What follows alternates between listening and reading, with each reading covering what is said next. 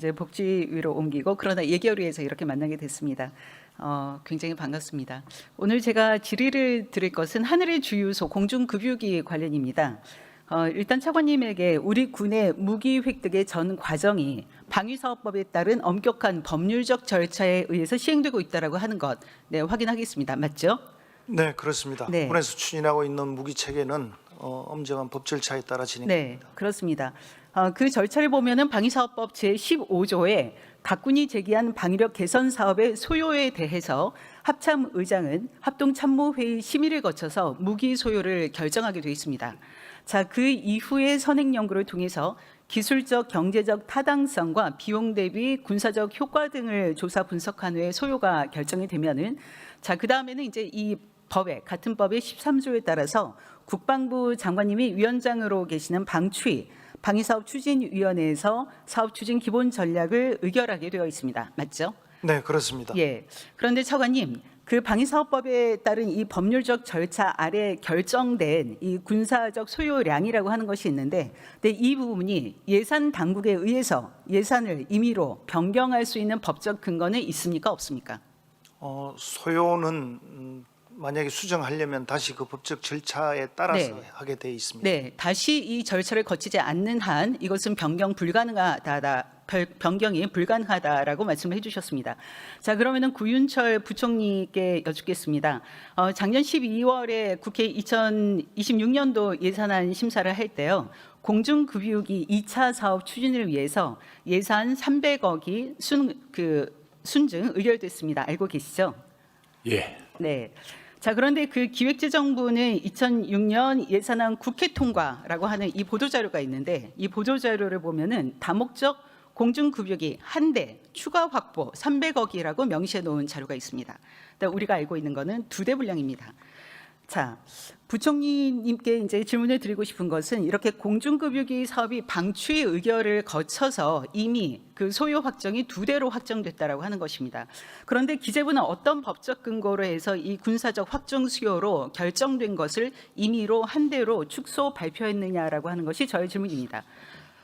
네, 답변 주실 수 있으십니까? 예, 그게 그 네. 사업이 어떤 사업이 확정되더라도요. 네. 총 사업비가 어느 정도 늘어나게 되면은 예, 다시 총 사업비는 늘어날 수 있습니다. 네, 그 타당성. 부분을 비용에 대한 타당성이라고 네, 말씀을 제도상. 하시는데 네. 제가 거듭 강조해서 말씀드리는 거는 군의 수요와 관련해서는 방위사업법에 따른다라고 하는 것이고, 조금 전에 차관님께서 이 부분은 예산 당국이 어떤 수요의 변화가 있지 않는 한 변경할 수 없다라고 하는 것을 말씀을 해주셨습니다.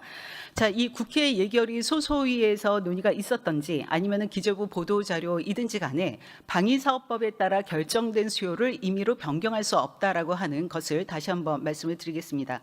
2026년도 예산안이 통과됐을 때 저도 본회의에 있었고 네. 찬성표를 눌렀습니다. 그런데 그때 예산안 수정안을 보면은요, 이 부분이 2대에서 1대로 변경됐다라고 하는 내용이 없었습니다. 저는 그 이후에 이것을 통해서 알게 됐습니다. 자, 만약에 이것을 이렇게 한 대분으로 변경하고자 한다면은 당시에 안규백 국방부 장관님 그리고 진영승 합참의장과 공식적으로 이 소요를 수정해야 된다라고 하는 의견을 주셨어야 되고, 그리고 다시 이 부분을 법의 절차에 따라서 변경을 했었어야 됩니다. 그런데 그런 과정은 하나도 이루어지지 않았다라고 하는 것입니다. 이렇게 법률을 거치지 않고 일방적으로 2에서 1대 분량으로 이렇게 결정하는 것은 명백한 월권으로도 느껴질 수 있는 부분입니다. 오늘 이 부분을 말씀드리겠습니다. 자, 이도희 차관님에게 다시 말씀드리겠습니다. 네. 자, 공중급유기 이미 우리 공군이 운영 중인 전력이지 않습니까? 네. 네. 자, 국민들께서는 이 부분을 공중급유기가 뭔가라고 생각도 하시겠지만은 제가 아까 하늘의 주유소라고도 말씀을 드렸었고, 그리고 국민들께서는 아마 그 미국의 대이란 전쟁 발발 이후에 사실은 중동에 있는 우리 교민들하고 관광객들의 안전이 굉장히 걱정이 됐었는데, 이 교민과 관광객 철수를 도운 것이 바로 이 사막의 빛 작전에 동원된 공중급유기입니다. 맞지 않습니까? 네, 그렇습니다. 네. 자, 현재 이 공군이 보유한 공중급유기가 4대 분량으로 4대가 있습니다. 그런데 우리나라 전투기가 230대가 있고, 그리고 KF-21이 실전 배치를 시작했고, 앞으로 F-35A가 추가 도입하게 되면은 우리나라의 전투기 수가 370대가 됩니다. 자, 이것을 공중급유기 한 대당 전투기 몇 대이냐를 보면은 90대가 넘는 숫자입니다. 자, 이것을 다른 나라하고 비교를 해보면은 미국은 1대 9에 불과하고요. 영국은 1대 17, 그리고 싱가포르도 1대 22입니다.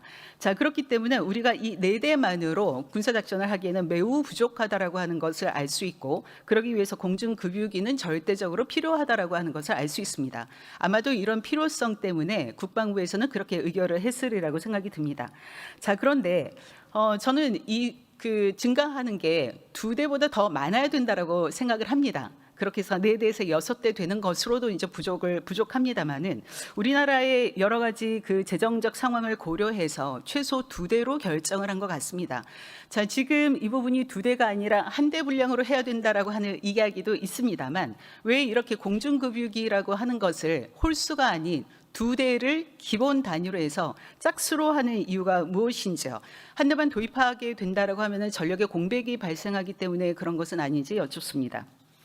예, 이 공중급유기를 꼭 뭐 짝수로 운영하는 건 아니지만 여러 가지 부대 시설이라든지 이게 한 대씩 도입하면 그 기회 비용이 상승하는 측면이 있고 전반적으로 우리 이제 처한 작전 환경이 북한의 위협이 핵 미사일 위협이 고도화되는 상황에서 공중 채공 시간을 더 증가시킬, 항공기 대수를 늘리지 않고 네. 채공 시간을 증가시키려면 공중급유가 필요하다는 말씀을 드립니다. 네, 비효율성도 있고 그리고 우리에게 필요한 숫자가 있기 때문에 최소 2대는 그래도 필요하다라고 하는 말씀으로 알겠습니다.